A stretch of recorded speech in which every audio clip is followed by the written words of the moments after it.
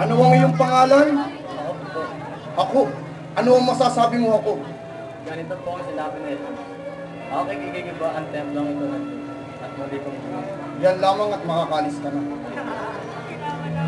Hindi ko masasamalunan. Gawat sabi nitong tao.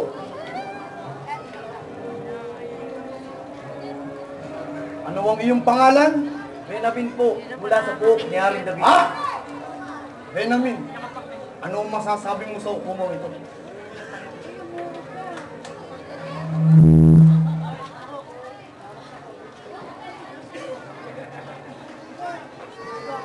Mula nang ako'y isilang sa isang maliwanag, ay naging madilim na ang aking kapaligiran. Ngunit minsan, nang masalubong ko si Jesus sa daan, at pahiran niya ng putik ang aking mga mata, at ng aking hugasay, ako'y nakakakita na. Nagpunta ka ba dito upang magsalaysay ng kanyang kababalaghan? Ano ba talagang inalalaman? Iisang bagay lang ang aking nalalaman. Dati akong bulag, na ngayon nakakakita na. Walang halaga ang kanyang sinabi sa isay. Tayo ay naririto, hindi upang pag-usapan na kung nasasakdal ay sa manggagamot o hindi manggagamot. Ang katanungan na kung siya ay nagsasalita ng laban sa iyo. Hindi mo ba ito napapatunayan? Pulo kay Pas!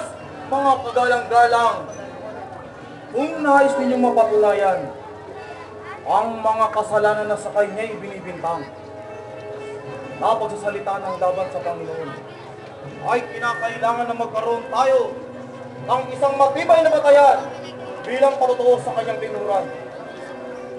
Hintayin natin na masira ang templo at hayaan na muli niyang gawin sa loob ng 3 araw.